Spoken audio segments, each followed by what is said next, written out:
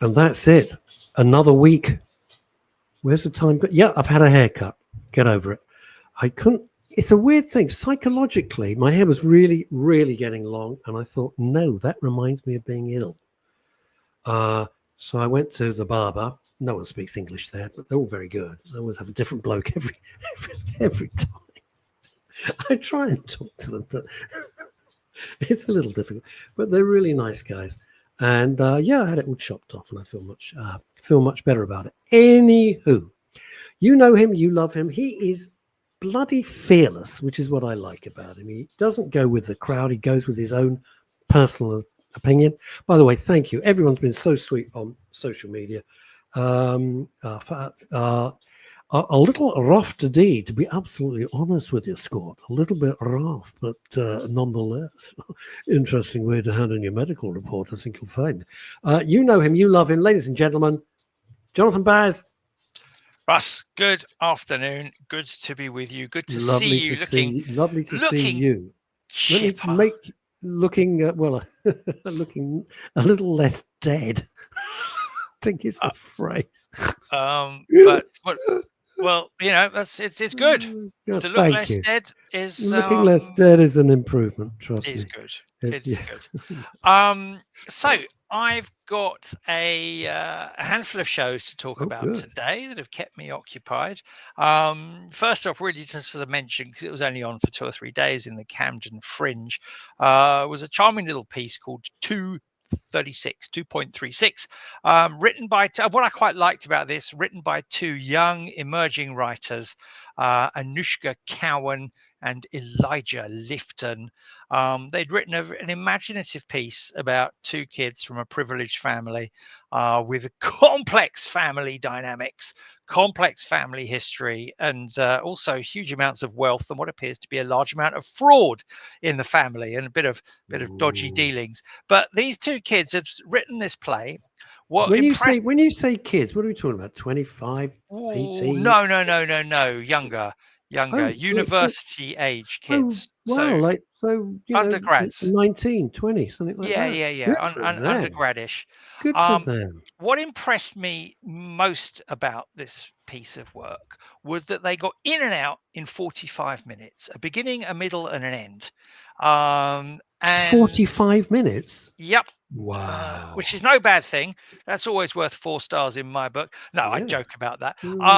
But you know, to tell your story, as I say, with a beginning, a middle, and an end, not to leave your audience bored, etc. I thought they did a bloody good job. Bits of their writing, of course, can be tightened up and improved. Whatever, they're just starting out.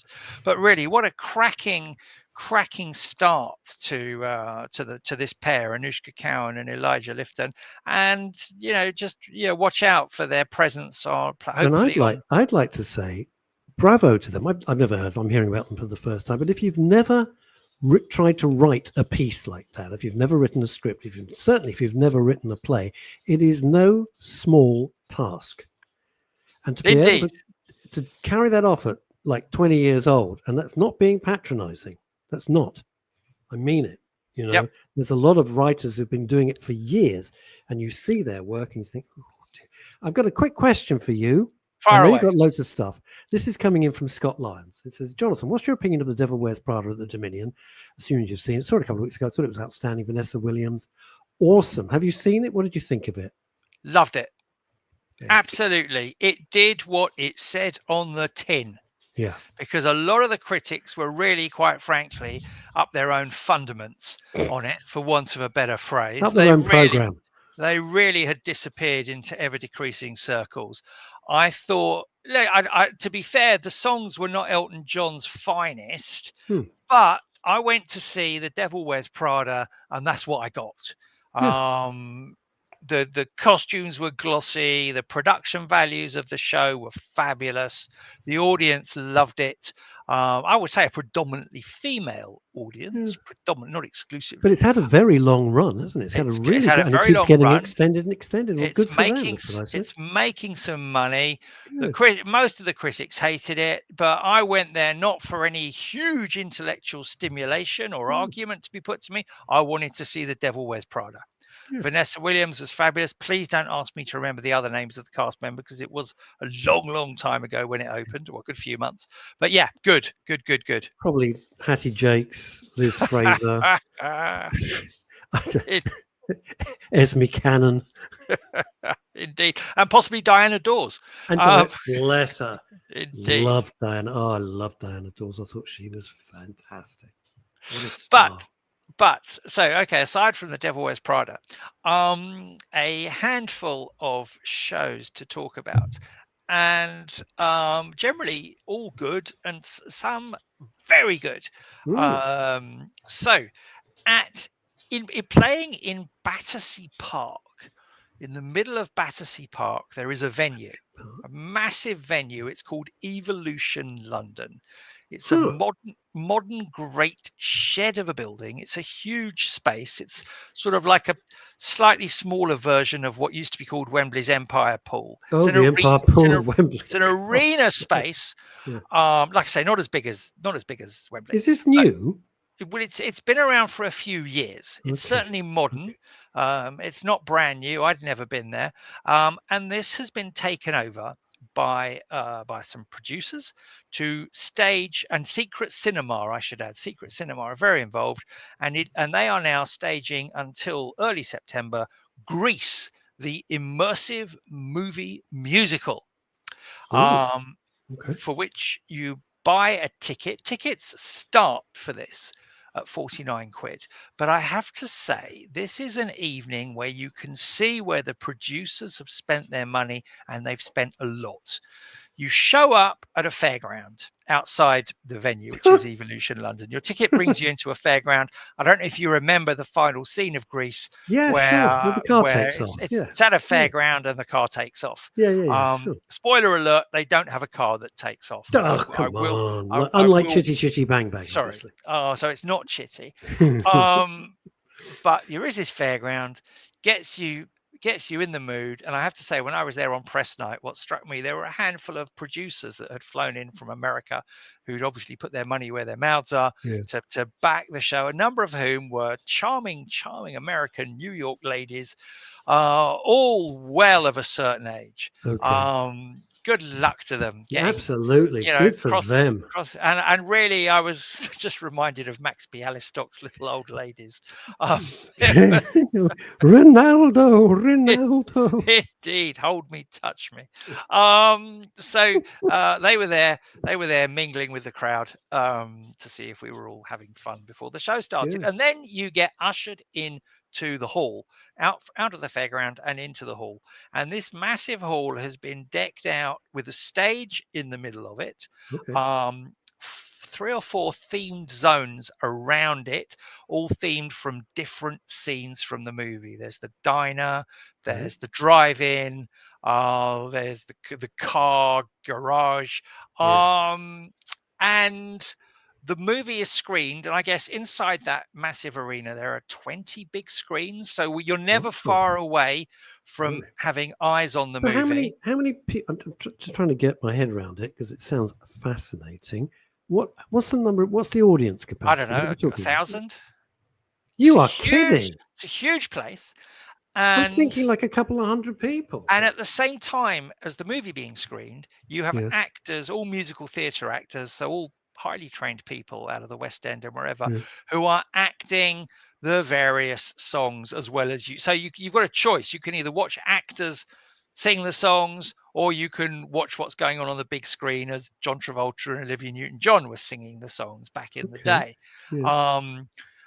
Throughout the evening, the restaurant and the bars are open. So it's a very immersive, involving, fun thing. We did not, me and Mrs. Baz, did not dress up for the occasion, but I would say probably more than half of the people there had. So the room was full of T-birds, pink ladies across the full age spectrum, across the full range of the size of the human body, to be honest. It was glorious. It was people having fun. And you know, we all know the songs, we all know the shtick. You know, I have to say, as I wrote my review, a bit of research, I was reminded that Olivia Newton-John was 30 when she played Bless her. Sandy. And John Bless her. Travolta, well, quite, bless her indeed. Much missed. Much missed. Lovely, She was lovely 30. woman. Travolta was 34. The woman, Stockard Channing, who played Stockard Rizzo. Channing, who lives opposite the Ham Yard Hotel. Well, there we go. She lives here now. She has done for years. She came over, I think, before COVID or something.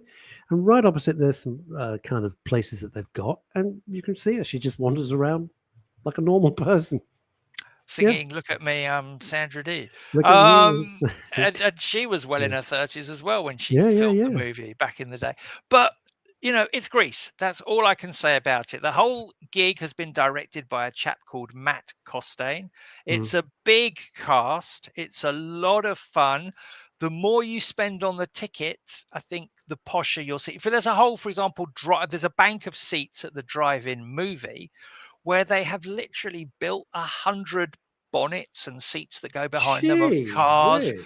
So if you've got a posh seat to sit there, you're slightly higher up, so you've got a better view of the action.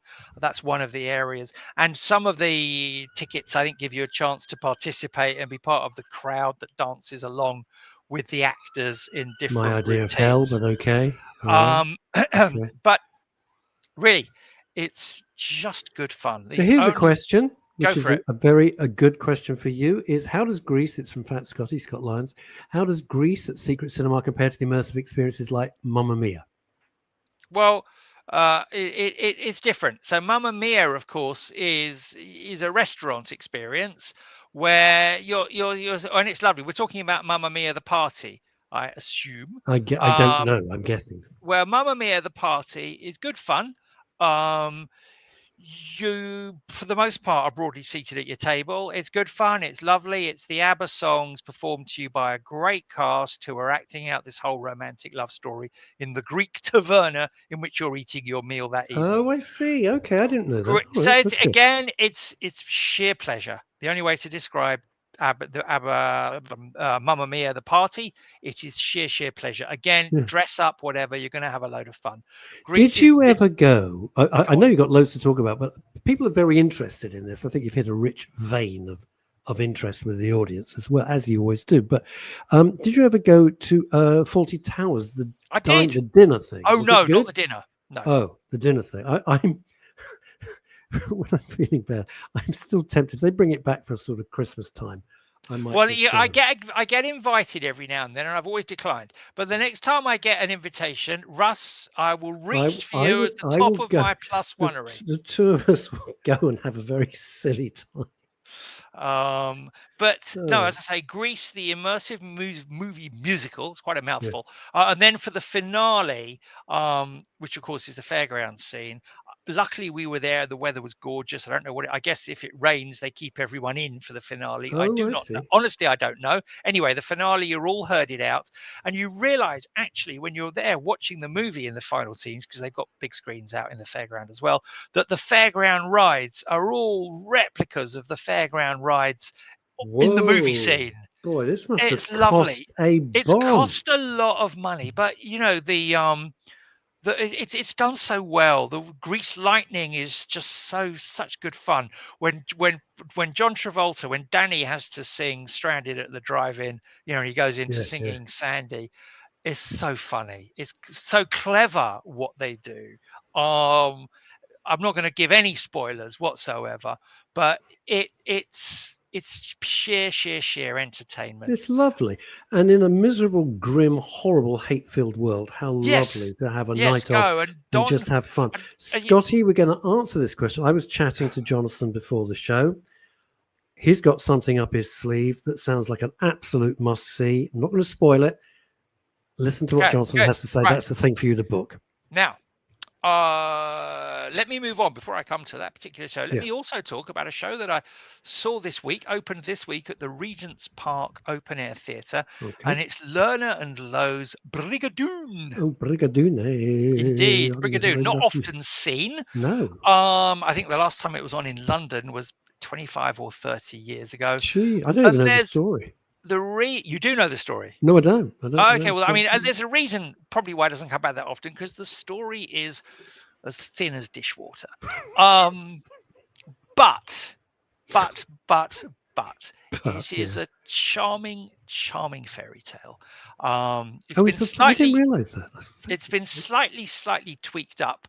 Luckily, the wokery of the tweaking is easily dealt with. So, but with the songs are outweigh the tweakings. But the gist of the story is it's set in the 1940s. An American bomber crew are on their way flying back to England after a mission. Their plane crash, the plane's been shot at, and it crashes down into the Scottish mountains. And the two pilots are the only people who escape. And they're trudging through the hills, and out of the mists, this village emerges that is not on their map. This is the village of Brigadoon, and it turns out that this is the magical bit. This village only appears once a day, for one day every 100 years. Oh my God! Wow! So the villagers like go Croydon. to bed. The villagers live. The villagers live. For example, in their week in Brigadoon is one day could be Wednesday, and then they'll go to bed on Wednesday night. When they wake up, as far as the villagers are concerned, it's Thursday. But in the real world, it's 100 years later. God. This village. Wow. So it really is another world. It is sheer fantasy. The songs are. The songs are, as I say, they're not Lerner and Lowe's most famous ones. And when one looks at the show, I think, as I wrote in my review, it's as much of a Scottish cliche as a tin of Walker's shortbread or a dram of a fine whiskey. And back in the day, the Broadway audiences must have just loved it. But it's whimsy. There's a love story that emerges, of course, between someone from the 1940s and a girl from the 1700s. And how's that going to pan out when the he's after her pension? That's what it is. That pension's racked up. If these songs mean anything to you, the heather on the hill and almost like being in love. Oh, nope. I didn't know it. Almost like being in love. Yeah, there you go. There you go. Oh, Russ. Yeah, there we go. Did they not ring you up when they were casting? Well, it was a toss-up between me and Fat Scotty, but my Scottish accent apparently was better. So I'm there in case anyone's ill. The leads are fabulous, but interestingly, as is sometimes the case, there's a girl who has one of the sort of the second grade roles. She's an actress called Nick Myers who plays Meg. She has two absolute smash songs, "The Love of My Life" and "My Mother's Wedding Day," where I would say she takes the roof off the open air theatre. Moves the cloud. She moves the cloud base. You know what I mean? But Nick Myers is fantastic. There's a fair few authentic Scots in the cast as well, which always helps. And I have to say, what got me in love with the piece right at the very beginning was drums and pipes before the overture. There's two pipers. Oh, how lovely. Pipers come skirling down the steps at the Regent's Park. Oh, that's really cool. And that really was quite spine-tingling. Yes, lovely. So it's gorgeous. If you love musical theatre and you've always wondered what's Brigadoon all about, then go and see it. It's done well. Drew McConey directs it. Lerner and Lowe have written it. It's not obviously their biggest hit. Their biggest smash hit, of course, was My Fair Lady. So nothing big then. Indeed. It's finest musical ever, surely. I understood, yep. So it ain't that, but it is, like I say, it's charming. It's a magical story. It's a fairy tale. The cast are brilliant. The dancing is great. The set is quite clever. They've managed to sort of bring the Scottish Highlands into Regent's Park. So, yeah, it's a sentence you don't hear every day. Indeed, and if that's the sort of thing that you fancy, if you're someone who enjoys Broadway musicals, then go and see it. It won't. Once every 100 years it appears.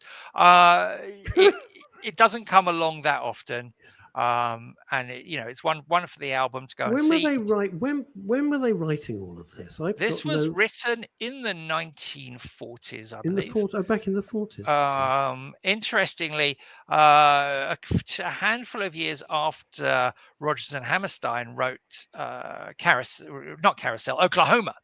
Because there's a song in Oklahoma called People Will Say We're in Love.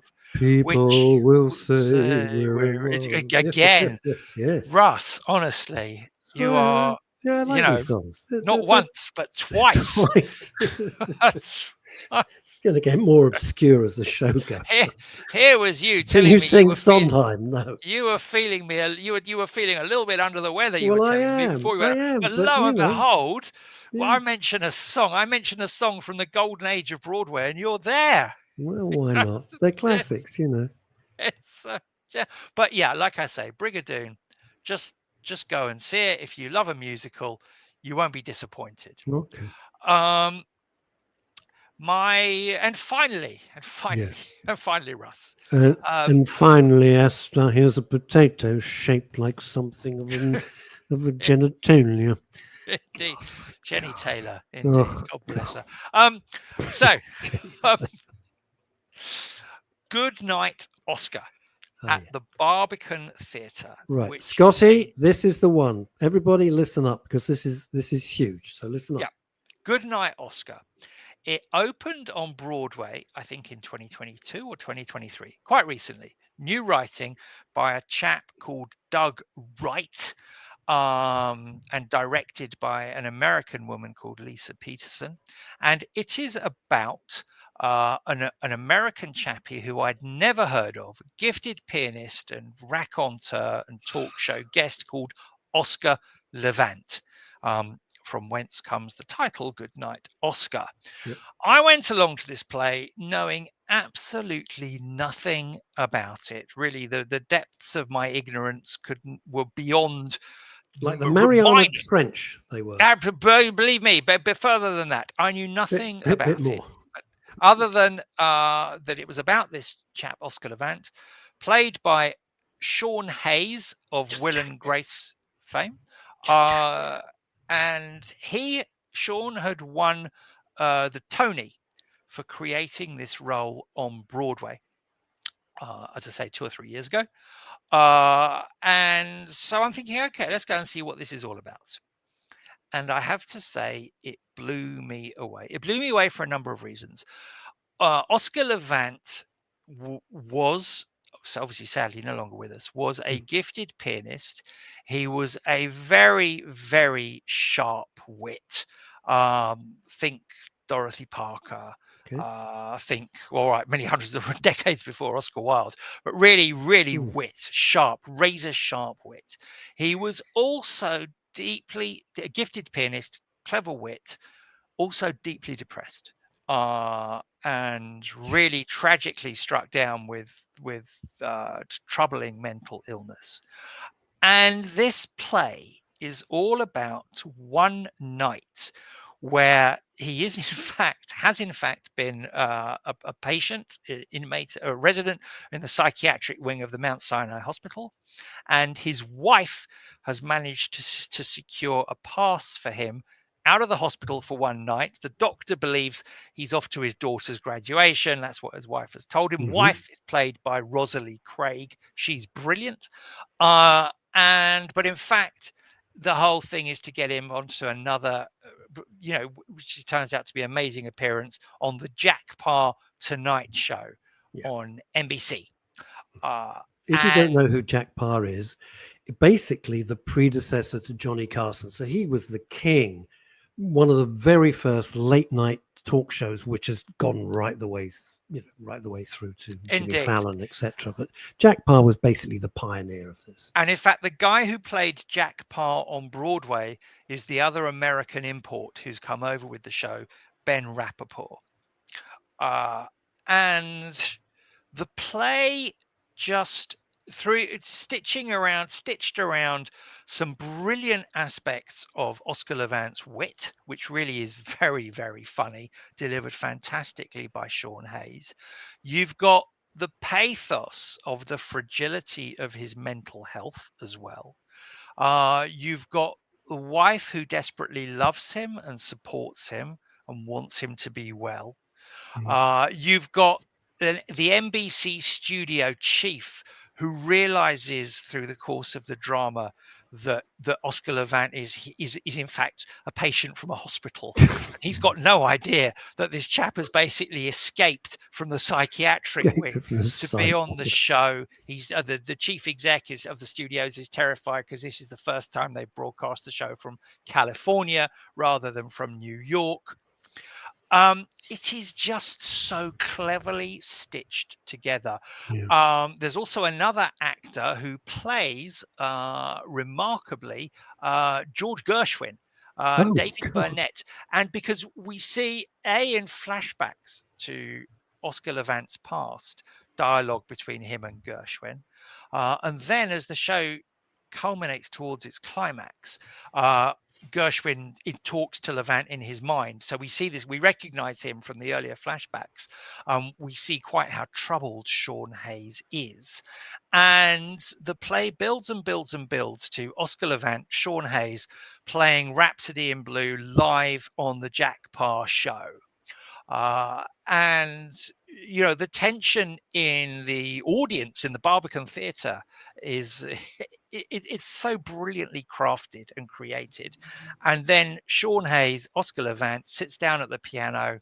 And I have to say, to my increasing ignorance, I didn't realize until afterwards, Sean Hayes is a virtuoso pianist, as well as being a very talented actor. And he bloody well plays his way through most of the Rhapsody in Blue with a recorded orchestra soundtrack in the background. And oh no, I'm not even sure if the orchestra is playing then or not. Excuse me, I can't remember. But his piano playing is just gorgeous. It gives a dimension to the drama that you really don't see very often on a London stage. I believe that is the best play I'll be seeing this year. Wow. Gonna have to go some to beat that. That is, Sean Hayes has always been one of my favorite. I mean, I was addicted to Will and Grace, and I couldn't wait every time Sean Hayes did it. But you realize, this sounds very, very silly because you think, oh, it's quite easy to play that. But he's not that guy. He's not Jack McFarlane. He is Sean Hayes playing Jack McFarlane. It makes you realize just how clever, how talented these actors are. Absolutely. Because you just think, oh, it's just a gay guy camping around. Because Will and Grace was, I thought, of its time, hilarious. Absolutely bloody hilarious. Cracked me up. Still makes me laugh out loud. And you realize just how talented Sean Hayes is. Terrific talent. If you can get a ticket to go and see it at the Barbican, it's on until September 21st. Not a very long run. Oh, that's short. Why is indeed, that? Well, I don't know why. Oh, you know, busy people, contracts, etc., etc., etc. So I really don't know why. But go. It's as I say, it is exquisite drama.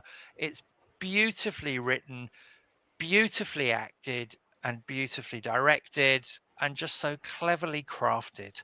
It's what theatre is all about. I love it when you enthuse so much because I think it gives everybody hope.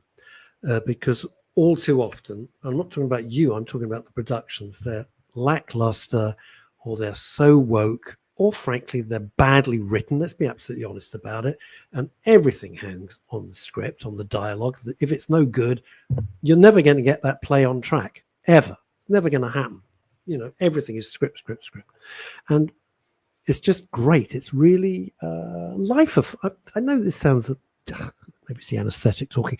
I find it very life affirming when something is just that good and you understand the power of art. You understand the power of theatre, how it can be.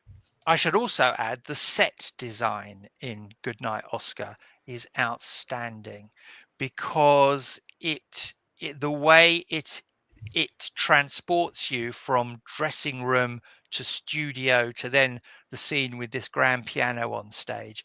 Rachel Hawke, I hope I've pronounced her name correctly, has designed a set that is just stunning. It doesn't detract. It doesn't say, "Oh, look at me," rather than look at the actor. It's not that at all. It just complements the work. Does that drive you mad, or do you sit there going, "This is clever"? I'm stuck between the Yeah, I two. sat there thinking this is gorgeous when I saw what the stage did, and like I say, I don't believe in spoilers, other than the fact that Brigadoon, other than the fact that I've given away what Brigadoon's all about. But plane crash in Scotland. It's not going to sell it, Jonathan.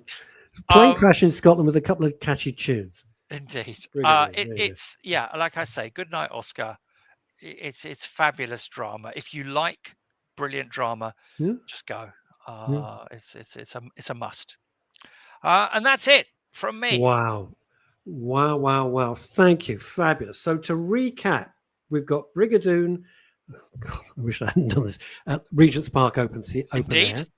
You've got Grease, the immersive musical thing. Yes. At Battersea Park. Yep. And at the Barbican, you've got Goodnight Oscar with the wonderful Sean Hayes. Indeed. I was paying attention. London is currently spoilt for entertainment. That is terrific. Jonathan, as always, bless you. Thank you. We will see you in a couple of weeks. Indeed. If only every show that you saw was this good. It would save you so much pain. But thank you for saving us the pain, having to pay for a ticket and come out going, that was crap. So anyway, see you soon. Be well. Bye.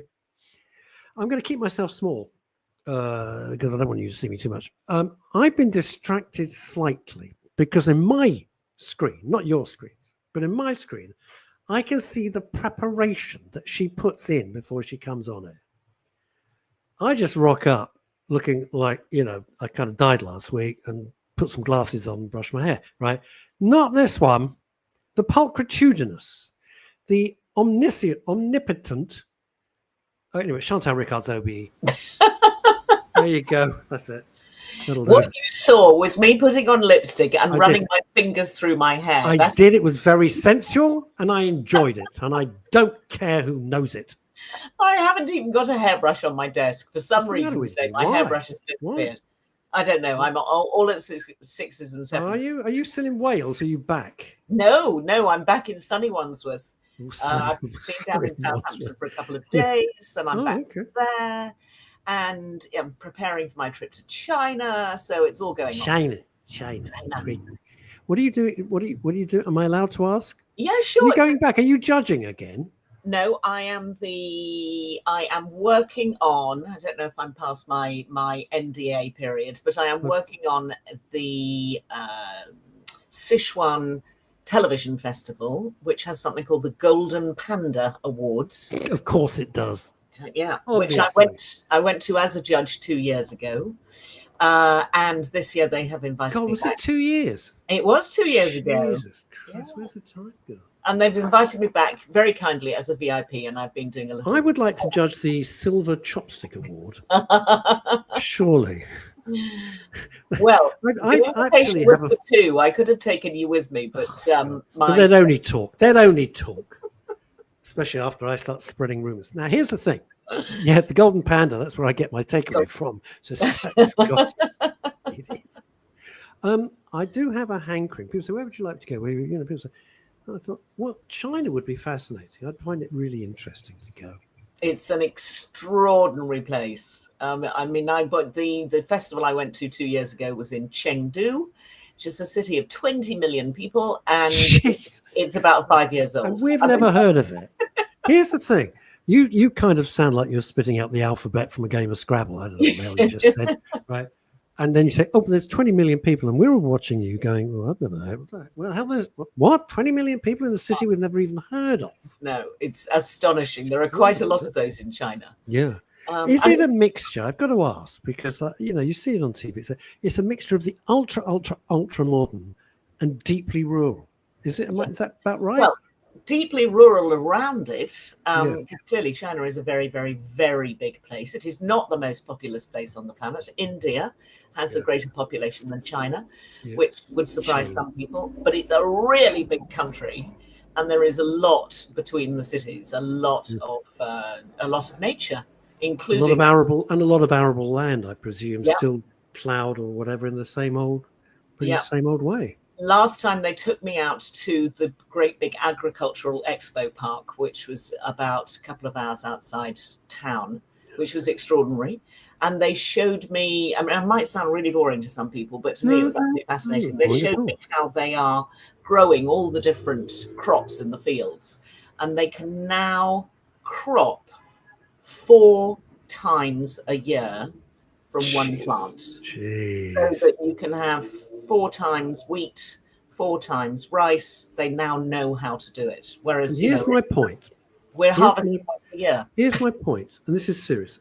While the West have been completely got their head up their backsides, wondering if there's 52 genders or if you're a sane person and don't belong in a straitjacket, just 2 genders. While the West is worried about pronouns, while the West is obsessed supporting terrorist maniacs and barbarians, right? China just got on with being clever, smart, prepared, building for the future. Yeah, they are great. And whatever you think about them, they bloody well deserve it because they didn't have put up with any of this shit. Yeah. Any of it. They just got on with it. When I left Shanghai to go to the airport, I think it's 30 miles and it took 6 minutes on the train. I'm sorry, what?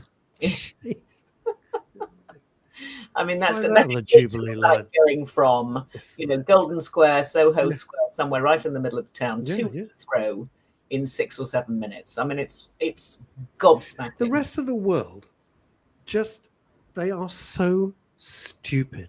And I use the word advisedly. They're stupid. They don't see this. I know. Well, I don't know what they've got in their heads, but this country will be the world leader, and quite rightly so, because they know what they're doing. I'm not agreeing with everything. Of course, I'm not. I'm not a communist. But boy, oh boy, I mean, even if you look at Chinese cars, which a few years ago you said, "Yeah, I'll take the bus, thanks." I'm not from. They are light years ahead. Some of them, light years ahead.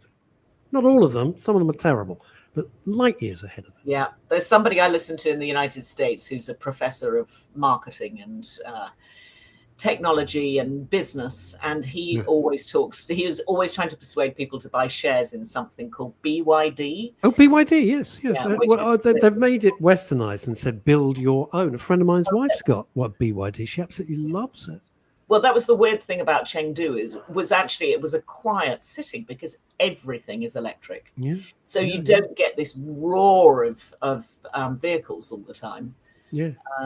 Fascinating. And people banging pots and pans and screaming for terrorists. You don't get that either. Here's an interesting question. I don't know if you've seen it from Fat Scott. It's Scott Lyons. Chantal, what's your opinion of Channel 4's new drama In Flight? Wife is driving me mad to watch the first episode on catch up. Is it worth the hype? Oh, just say yes to your wife. You want to stay married? Just say yes. It was marvelous. For Christ's sake. Scotty, have you learned nothing? It is being extremely well hyped, but I'm always slightly careful of things that have been well hyped in August. Oh, well, the dead month. Just slightly. I am going to watch it, and Scotty, I haven't watched it yet. It is on the list of things that I'm probably going to download for my flight to China in a couple of weeks. But I might get to see it this week, in which case I'll tell you about it next week. Well, I tell you what, you should download. Well, Julie Voice is loving. Julie Voice, I'm loving In Flight. Okay, I never even heard of it. Oh, okay. Okay, she loves it. I tell you what, I binge watched, and then I must shut the hell up because you're our guest, obviously. Is Joseph Conrad, who wrote Heart of Darkness, which was the basis kind of the basis of Apocalypse Now. That was the heart of the story. He also wrote a book which was published in 1907, called The Secret Agent. He did. Yeah. And Nostromo. Secret Agent was made into a 4-parter by ITV with the most sensational cast. Toby Jones. Toby Jones. Vicky McClure, Line of Duty, Vicky McClure, and the sublime Stephen Graham. I mean, it can't get much better than that. It's a 4-parter.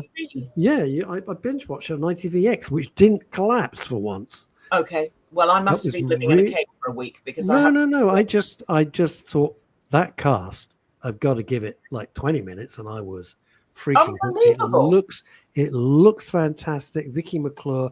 a million miles away from the miserable policewoman she always plays. She's got the long wig and the hats, and it's all set in 1886, something like that, 1880s. It's a good story, The Secret It's a sensational, and the interesting thing, there's no wokery about it. Yeah. But you can see the complexities of people being used, the power play between Russia, anarchists, communism, troubles. It's really beautifully written. And Toby Jones. I wonder who's been reading that book recently. It's a brave thing to do. It's a brave, yeah, I know it's a brave thing to do, but I absolutely loved it. It's very dark. It's very dark and very, very moving.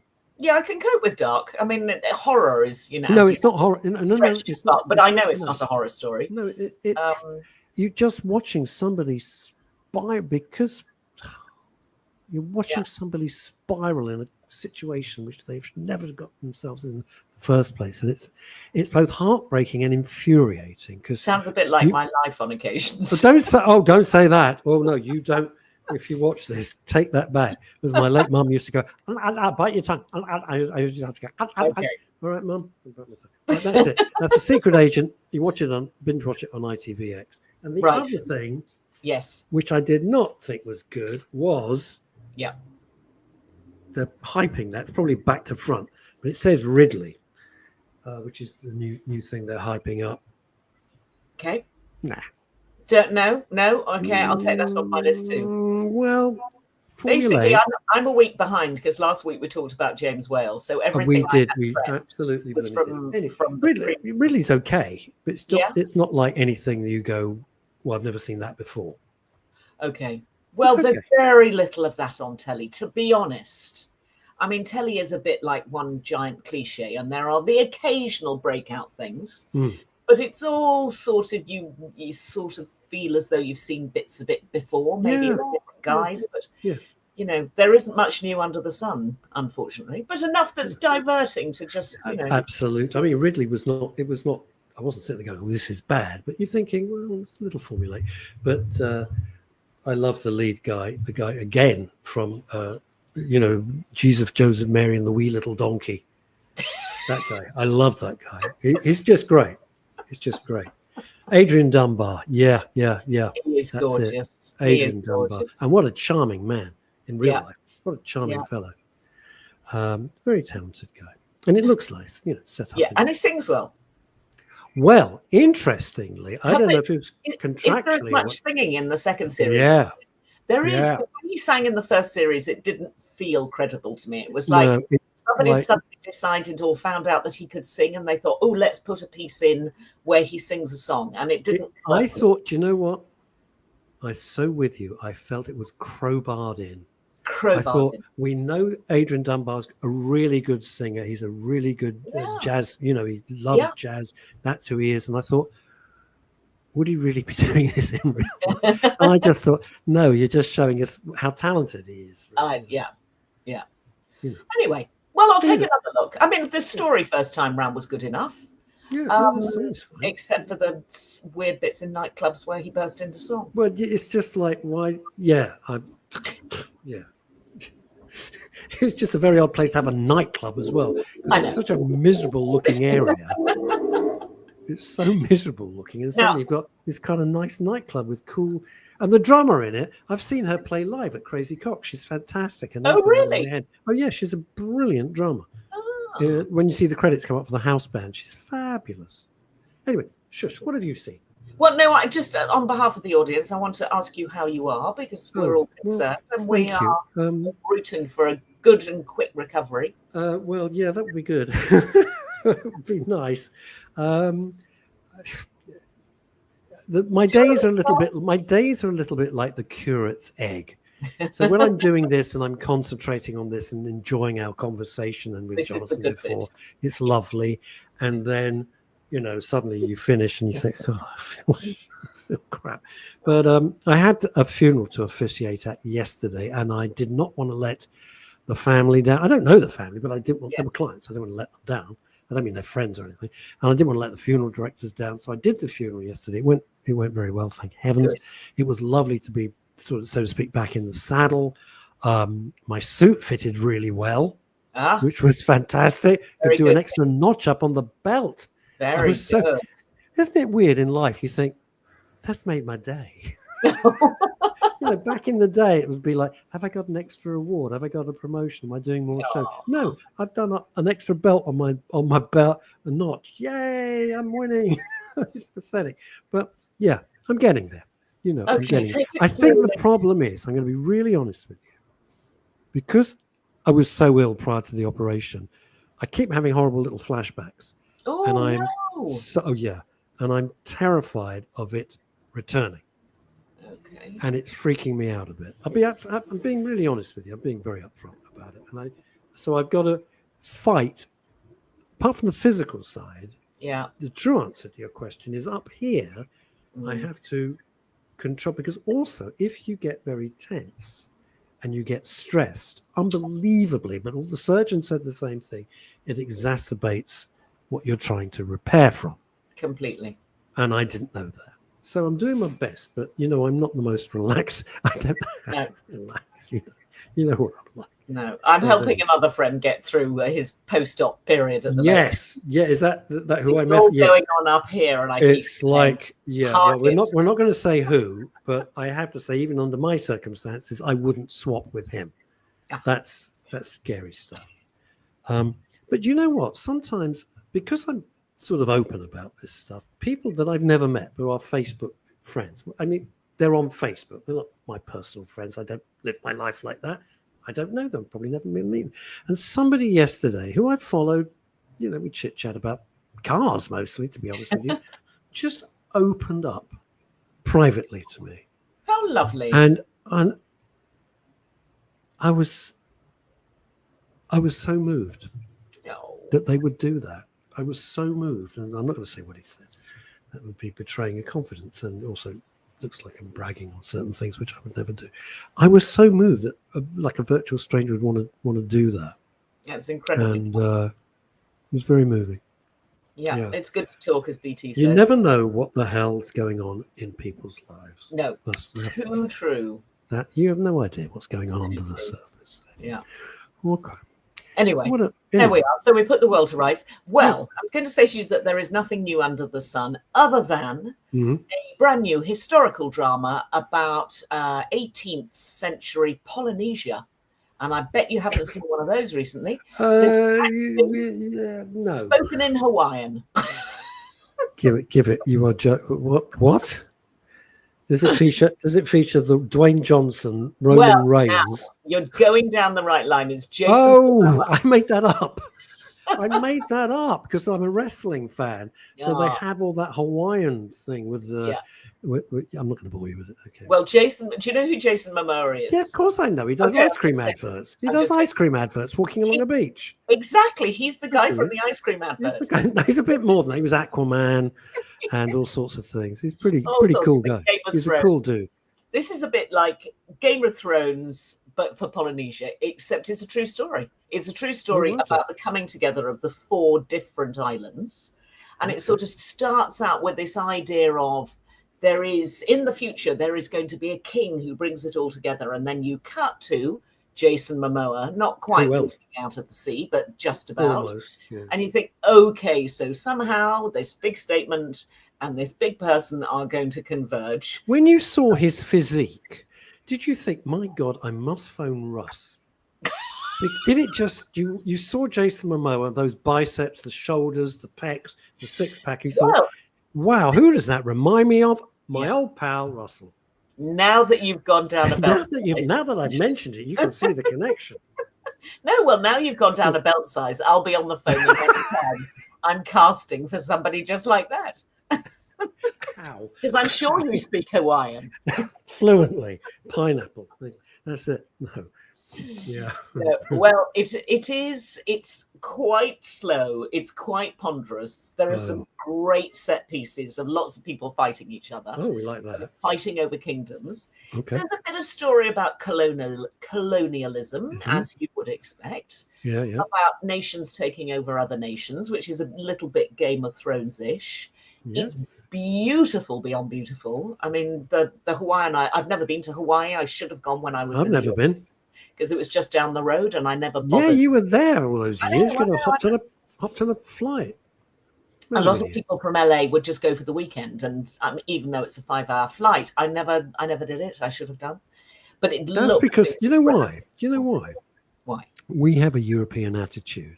I was talking to my son. My son lives in Texas, right? Yeah. And he went off to see some wrestling with the kids. I said, "Well, where did you go?" He said, "I went to San Antonio." I said, "Well, how far's that?" He said, "It's 2 hours." And it's like, here we think, well, should we get on the tube and go into the West End? It takes 20 minutes. I can't be asked. In America, Texas, it's 2 hours. It's down the road. It's nothing. It's a very different attitude. It is. So he sat next to Joe Rogan last week. No, that's yeah. He went out with his wife. It's my boy, and he went out there to a steakhouse called the Brazilian Steakhouse. Yeah. And the place wasn't busy. And at the next table is Joe Rogan and his family. Wow. He said he was charming. Yeah, he said he was. I mean, Joe Rogan. I think there is something slightly bizarre about the two of them eating Brazilian steak in Texas. I mean, well, it's the name of the restaurant. It probably is Texas. Who knows? Maybe it's the way they cook it. Maybe it's the way they cook it. I don't know. Or possibly, yes, I don't know. Who knows? I have no idea. Who knows? The mind goes mad with the word Brazilian, so let's not go there. Yeah, this is interesting because Julie Voice lived there in Houston. Oh, of course you did. And you can drive for 9 hours and still be in Texas. This is insane. We'd be in like middle of France. No. Think about it. We'd be in Belgium. We'd probably get to Germany in 9 hours. I've never in the same never state. Been. To Texas? No, neither have I. It's a bit flat. A bit too flat for me, I think. Anyway, before I forget, the Hawaiian series I'm talking about, Jason Momoa created it. It's been his passion project for 10 years. He wants to tell the story of the rise of the Hawaiian nation as it is now. And of course, later on, it becomes something else. But I think it's good. I've only seen the first episode and a half. What's it on? Just what I was going to tell you. It's on, I know you're not going to hate this. Apple. It's on Apple. It is on Apple. And it's called Chief of War, which is a terrible title because it doesn't even roll off the tongue terribly well. No, Chief of War. Those people out there who have got Apple, it was bound to go on to something else soon enough anyway. Hopefully. Yeah. But I think it's worth a watch. It's incredibly beautiful. There's not much character development, but you're not really thinking about the characters when you're watching Jason Momoa. No, you're thinking about his pecs. Well, you are. Possibly. You are. I couldn't really say, but you certainly get an eyeful, is all I would say. Easy. Especially when he turns round. The Momoa body. Pretty something. It's a bit well. Anyway, there we are. My mind is unraveling as we speak. Can I assure you, not one of the nurses said that when they saw me in my gown. They didn't go, wow, that's a bit wow. They said, can we help you? But you did have extensive bits of plumbing going in and out at that. Jesus, you ain't kidding. You ain't jiving, Junior. God damn. It's amazing what you get used to. The worst thing is it's amazing what you get used to, isn't it? Yeah. Well, it is. Carrying the stands and well, I'm not going to go into more details, but it was just you think, okay, got to do it. There you go. Yeah, and you can't be embarrassed in hospital. That's quite a good thing, actually, that you're suddenly in a situation whereby there is no embarrassment factor because all of that. I was a bit pissed off when OK Magazine came in for a 4-page spread, but I thought, well, this isn't my best moment. I hope they paid well. Oh, if they paid for it. Can you imagine anything worse than that? There's a few nice things on that people overlook. Good news, Father Brown series, which I love. That's coming back. Oh yes, you love that. And they're bringing back. Oh, come on! God damn! the wonderful Irish actress who played the housekeeper. She's coming back. She's been much missed. Cusack. Sinead Cusack. Sinead Cusack, I think. Yeah, she's coming back, which I'm really thrilled about. Okay. And if you just want light stuff, Sister Boniface. Yes. Beautifully done. Beautifully done. It's a spin-off from the Father Brown show. Sister Boniface, really nicely done. Miss Scarlet and the Duke. That's another very neat, nice series. Broken Wood Mysteries. That's a very I can tell nice. which channels you've been watching. I only watch. My favorite channel is the You channel. I love that. Yeah. Now, well, I think that's jolly. There's always lots to see on there, and You is great. Part of what used to be UK TV, which I used to work for, and I loved. That's right. It's a terrific channel. But can I ask you a serious question? Yes. It's not one of my jokes. The ad breaks come up. Yeah. And in the top left of the screen, it says how many adverts are going to come. Now, growing up. That's if you're watching online, I think. That's when I'm watching on the telly. Right? Okay. Just on the telly. All right, interesting. They're now doing ad breaks. Yeah. With 9 adverts.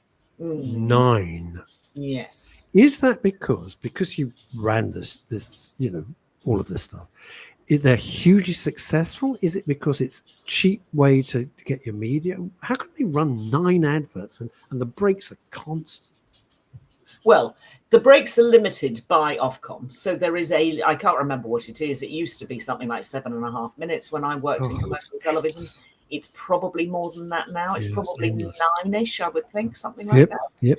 But it is limited, and they can pretty much put those in anywhere they like, as long as something like 7 minutes of a program has elapsed. So they could be running at the beginning. Let's say Cheers. So in America, you get the little pre-setup. You get a little scene. So you'd have adverts, then you'll get the scene, which is probably a 2-minute scene, and there's a funny punchline.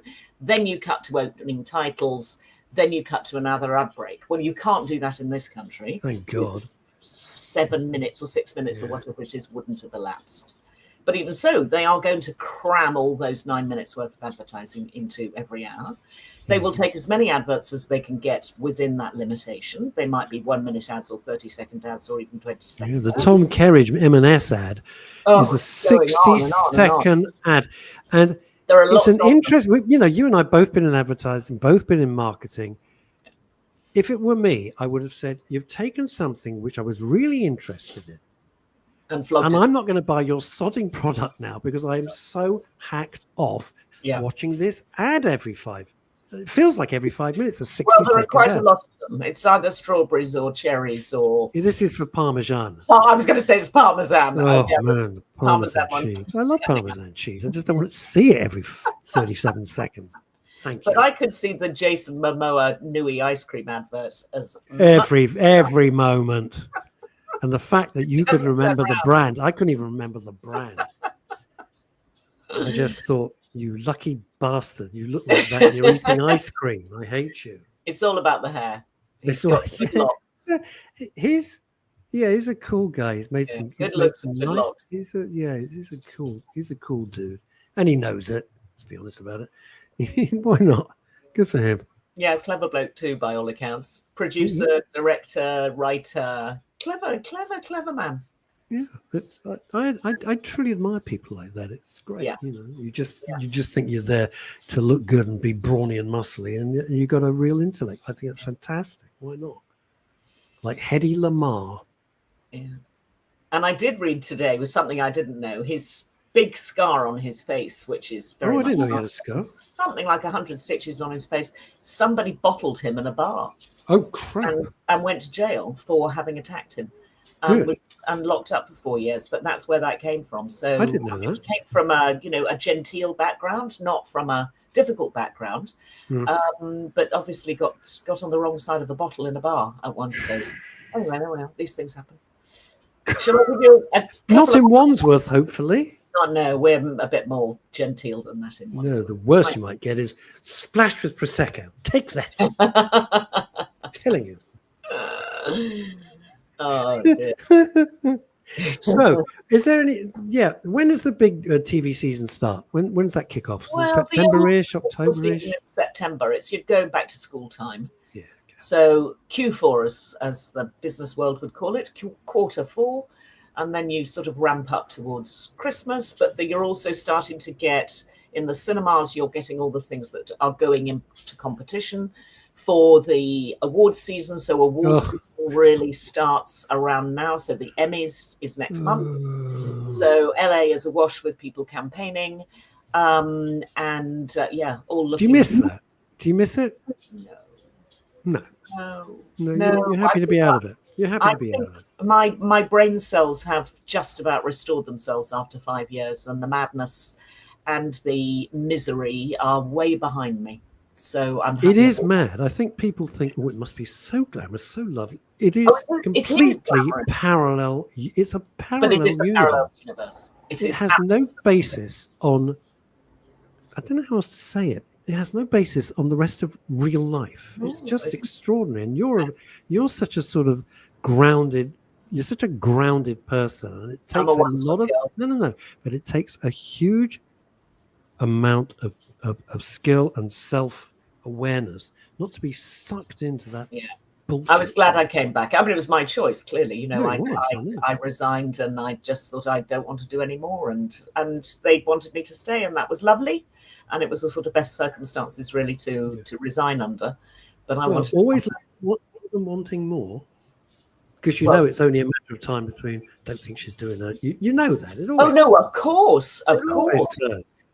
Yeah, everything in life, it always you're great, and then suddenly you're. And in America, they are absolutely ruthless about getting rid of you. You can get rid of anybody in 2 weeks, so you don't have any of the protections that you have in the United Kingdom about being fired. This is nice. This is a mutual friend of ours, Russ Kane, lovely fellow, charming guy, lives in a beautiful house. I spent some time with him up in the Hollywood Hills. It was literally by the sign. Gorgeous. He's doing Strictly. Well, good for. He'll love putting on the makeup. He will love that. There's a bit of slap. Does our Ross? He's a showman. He'll be absolutely brilliant. He's got the right personality for it. He'll really enjoy that. He absolutely loves that. Yeah, and it'll be nice to have him in the UK for a while. It would be. We won't be able to contact him, of course, I suppose. But he's a very, very nice man. Ross King is. And the thing about it, he's never forgotten who he really is. No, it's a regular. It's never gone to his head. He lives a very lovely lifestyle out there, but it's never gone to his head. And raised a lot of money for charity, which we love too. Was very supportive of me and BAFTA, which I was extremely grateful for, and for lots of different Scottish charities. So, and that's why he got an MBE for his charitable work. I didn't know that. Yeah, but you got an OBE. Yeah, it's a bit different. Anyway, it's not that I'm impressed, because I was once a member of the Blockbusters video clubs. Very good. Yeah. You'll come round to my Cadbury's Dairy Milk Award. I'm not award you in a BBM. And on that note, it must be 1 o'clock. On that note of confectionery, we will say farewell. Bless you. We will see you with a fair wind, God willing, next Friday. Next Friday. Yes, and it'll be nearly a bank holiday. Well, it will be a bank holiday weekend coming up, so we'll be looking forward. Every day's the same for me. Every bloody day. Bye bye. Back to work. Bye bye. Bye bye. And that, can I make myself bigger? I don't know how I do that. Do I make myself anything? Oh, there we are. That'll do. This will be. Anyway, weird is that? Okay. Thank you for joining us this week. It's been fabulous. We've gone from the very serious to the very funny. I thought it was funny. Have a wonderful time. Stay safe, stay well, and no hurty words. You don't want to end up, you know what, knocking on your door. God bless. Take care. Bye-bye.